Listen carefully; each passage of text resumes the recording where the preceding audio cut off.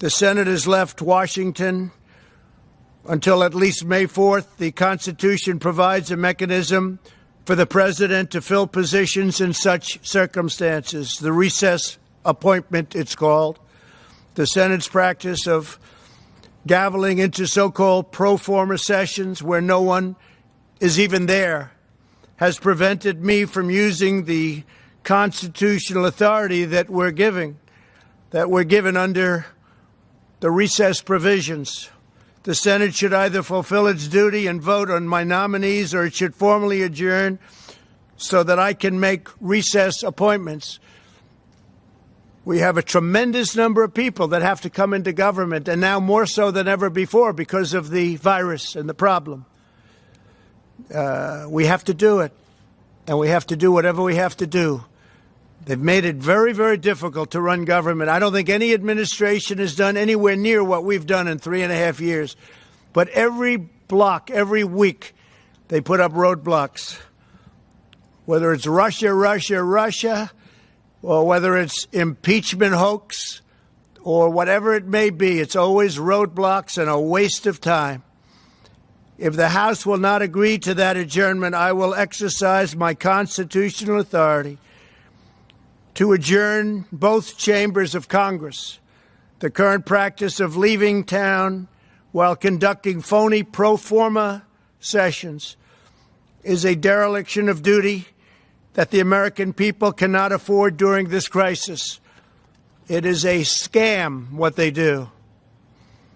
It's a scam, and everybody knows it. And it's been that way for a long time. And perhaps it's never done before. It's never been done before. Nobody's even sure if it has, but we're going to do it. We need these people here. We need people for this crisis, and we don't want to play any more political games. I've been waiting for 2.5 years, 3 years for some of these people.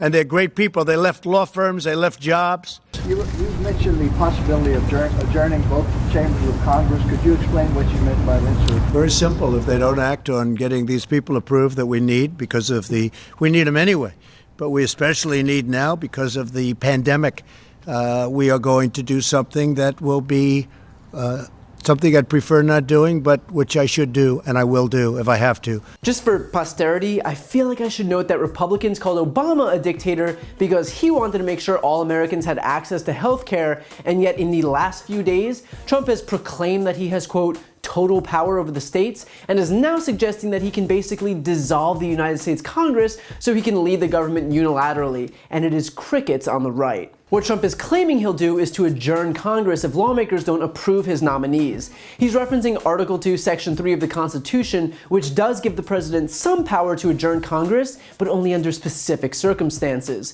It says, quote, he may on extraordinary occasions convene both houses or either of them, and in case of disagreement between them with respect to the time of adjournment, he may adjourn them to such time as he shall think proper. In other words, he can only adjourn Congress if there's a disagreement between both houses, meaning the House and the Senate. That's not the case. Also, for that to happen, the Senate would need to adjourn itself, meaning that every senator would have to come back to DC, and Trump would need 51 of them to vote to adjourn themselves. And that's wildly unlikely to happen for a host of reasons, including the fact that that's never been done, and that the average age of the United States Senator is 62 years old. And if you think you're going to convince 160-somethings to travel back to the Senate in the midst of a pandemic to surrender their full powers to the executive branch, you've got another thing coming. And by the way, it's even more unlikely considering even Mitch McConnell has made clear that he's not signing on to this strategy.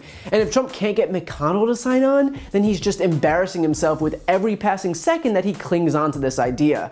In other words, no, Trump cannot unilaterally adjourn the Congress without the consent of the Congress itself, which isn't happening. By the way, if you're wondering why Trump's appointments are so backed up, it's because McConnell, with Trump's blessing, has prioritized confirming judges over his executive branch nominees. He's the one who decides who gets first place in line after the committees approve nominees, and it was he who prioritized judges.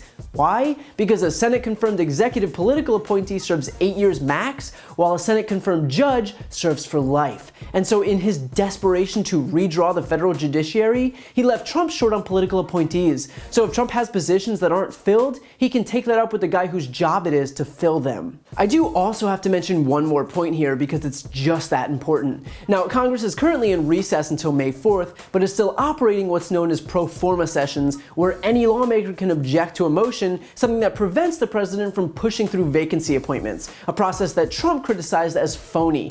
But the reason that pro forma sessions can't be overridden is because when Obama tried to push through 3 appointments in 2012, Republicans filed a lawsuit and the Supreme Court ruled against him, saying that a president could only make such appointments during lengthy recesses.